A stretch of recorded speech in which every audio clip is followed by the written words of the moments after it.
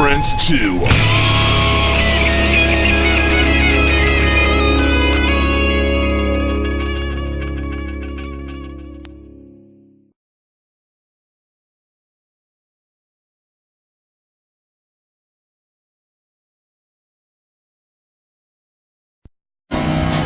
This is BleachBANGS Radio with the one and only Robert Mason from Warrant. How's it going, Robert? It's going very well. How about yourself? Wonderful, thank you. This has been an awesome festival. Is this the first one that you've been on the Farm Rock? No, we did the first one, the first Chicago Farm Rock. We've done Tucson, Atlanta, a few. Outstanding. Yeah, Chicago area a couple times. It's really catching on, isn't it? Yeah, it's good fun. Yeah. So, Rockaholic. Yes, sir. Awesome album. Thank you. So good. This is not just going to be all just complete compliments. You're gonna dig deeper. No. I just want to compliment. That's all I want to do. Build you up. Yeah, exactly. Rockaholic, awesome. Now about that thing the other night. He did. He had that look on his face like he was already winding When is this back. going to turn? He was winding back, boy. Awesome album. I appreciate it. I really enjoyed Thank you the much. hell out of it. Seen you guys I've 3 or 4 times. I believe one of my first concerts was actually a Warrant show. So right on. I mean, from the beginning, I've been a Warrant fan. But we saw you in Oklahoma City at the casino. Just amazing. You just cool. yeah. There they go again. I'm sorry. I'm gonna have to quit with that, huh? I appreciate it. I'm blushing. So when can we expect something else? We're writing right now, recording in December, January. Just call it. Some between Thanksgiving and after New Year's, we'll lock ourselves in a room and fight it out. Arm wrestle over songs and get it all done. So maybe late first quarter, early second quarter next year. You know how that goes. They need time. Yep. So, do you guys ride on the bus, or do you guys ride when you're on tour? Do you allow swearing on your interviews? Absolutely. I'm a shitty rider on the road. I like quiet and I like being home. I ride on airplanes, but but clearly it's just thumb typing into my phone or on a laptop to lyrically for notes, and then note to self, rip off this song because I listen to music. I put the "Don't Talk to Me" kit on airplanes because there's no more buses. No more buses. We do 99% commercial air travel. Every once in a while a charter or something like that. But we're on a lot of planes with hardworking people that are traveling salesmen like us, but they do different jobs. Right. So that said, sunglasses, hat, or like hoodie up, and my in-ear monitors in. So those go in, and the rest of it, I guess nail polish probably doesn't hurt. You walk on, not making eye contact with anybody. To me, and exactly, it's the "Don't Talk to Me" kid. So I listen to a lot of music, or I'll listen to podcasts, or I'll listen to comedians, friends of mine, or people that I'm fans of, and a bunch of old music, and one way or the other, or watch a movie, so something will inspire me, and thankfully. If and when. Yeah. It's not like, I mean, I hardly fancy myself a real grown-up songwriter. But when I get ideas, I have to, nowadays, you don't pen and paper them anymore. You're in one of many devices, and it's all up in the cloud. So that is how I'm doing it all. Good stuff. So there you go. That's, Big fan of Big Cock as well. I appreciate it. I just had to throw that out there. Well, yeah, that was just a funny. Clearly you get the joke. I love it, and I don't throw it off to being a joke in a negative sense. I mean, it was all tongue in cheek. It was originally Dave Hensarling's little baby in his brain was like, "Oh my God," he called me. He's like, "Hey, Mace, I got this thing, and you're gonna laugh." And he explained me the story, and I said, "Oh, I'm in. Let's write some songs." He said, "Well, I have a bunch." I'm like, "Okay, cool. Let's just record what you have." And then the second and third records we were a little more collaborative on. Yeah. But always funny to have somebody show up. Say that. Yeah. Big Cock. I love Big Cock. And if they have a CD in their hands, it makes me a whole lot more comfortable. Yeah, I can imagine. When it's in line at the bank. Oh man. Anyway, So this interview is over. Next question. so you go on after Striper. We do. Yes, it's coming up. Have you ever played with Striper? A couple of M3s. Okay. And a couple of these gigs around. Yeah, you know, the spring summer thing. You end up on a few of these festival gigs, and it's kind of like Old Home Week. You know, it's like some twisted, dysfunctional star high school reunion. Where I've heard that many times. Of course, because we live this life. You know, I run past more of these people in airport terminals than anywhere else.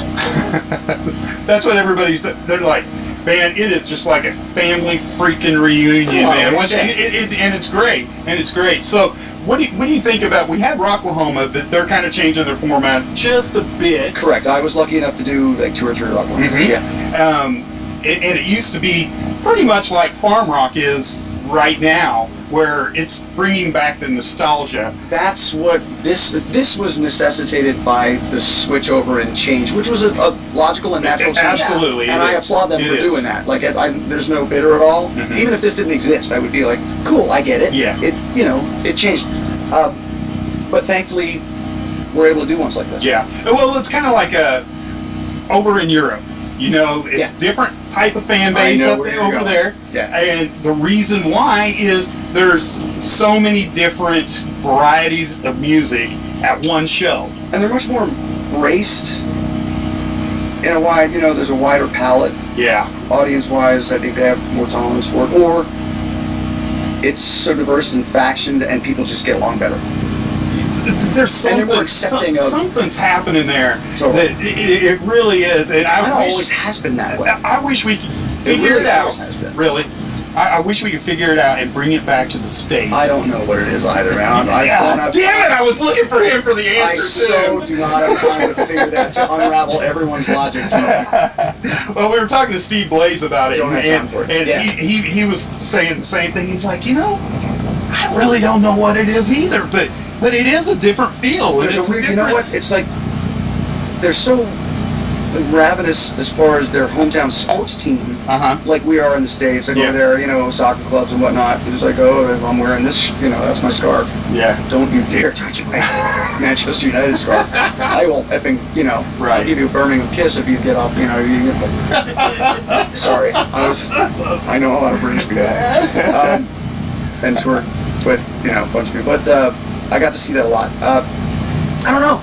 It was weird. It was like, I remember grade school when there were people, whenever we started discovering music, and it was either, I had heard the back in the day where you were either a Stones fan or a Beatles fan, or like, yes, or Rush, but not yes and Rush, and God forbid, not Emerson, Lake and Palmer. Like, what? Why? Yeah. Like Led Zeppelin, but not Deep Purple. I'm like, off. Like, I listen to everything. And Absolutely. Why can't we all just get along? I'll buy the first round. Let's all just do a rock show. I don't know, man. Stuff, man. That one will never be solved. I just wish people have passion.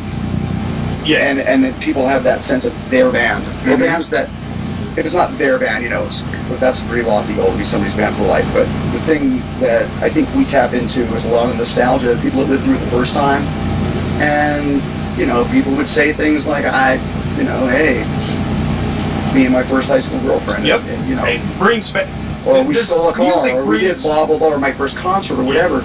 Music brings back what was happening at that time. Absolutely. And everybody wants to relive the past. It's like sense of smell. Exactly. It does that. Yes.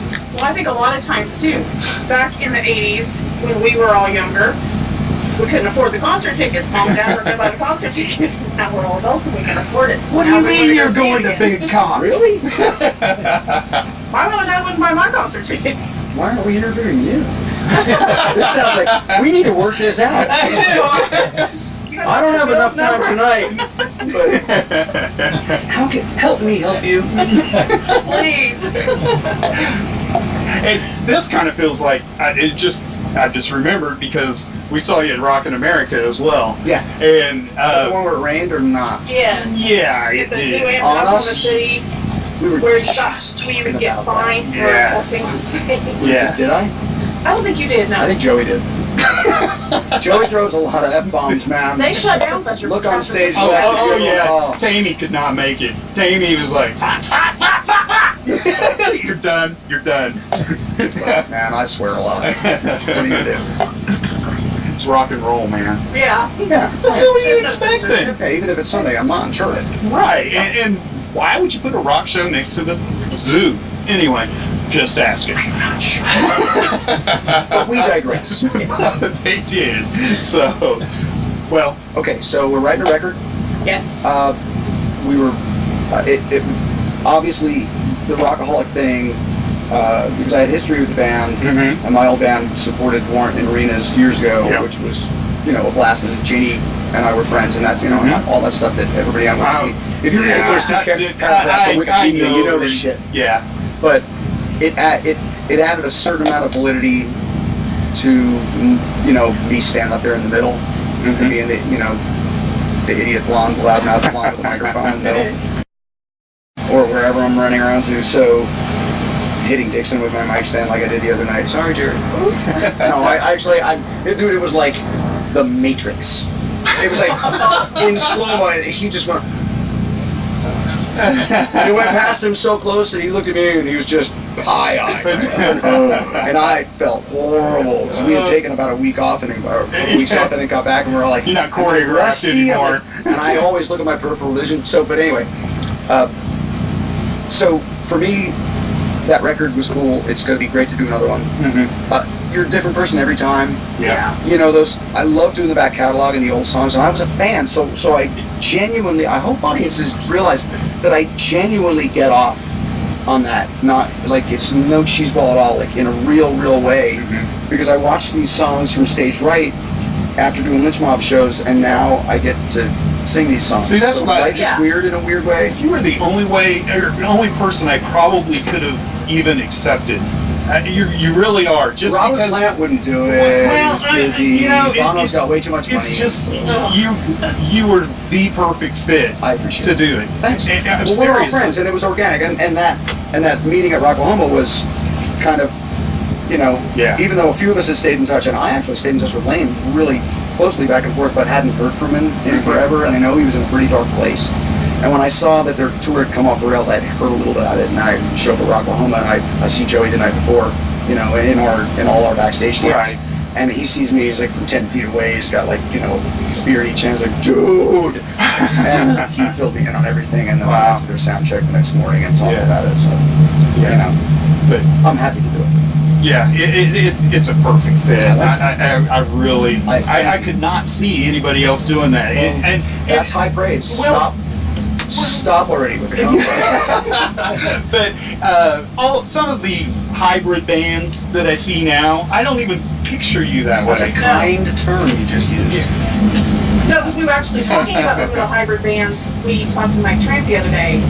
Yeah. Warrant didn't come up, that's for sure.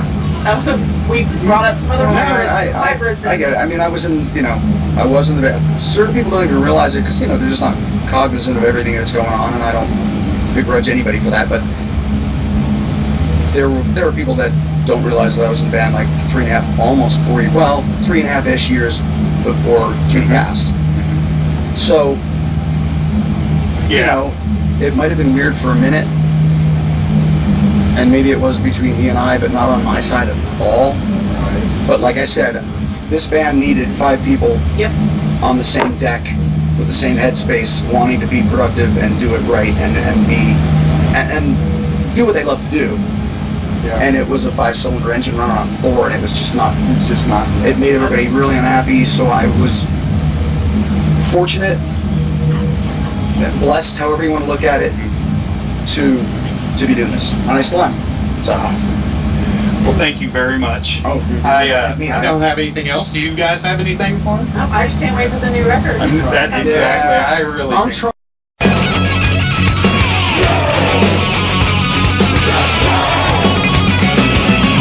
We bang your ugly friends too.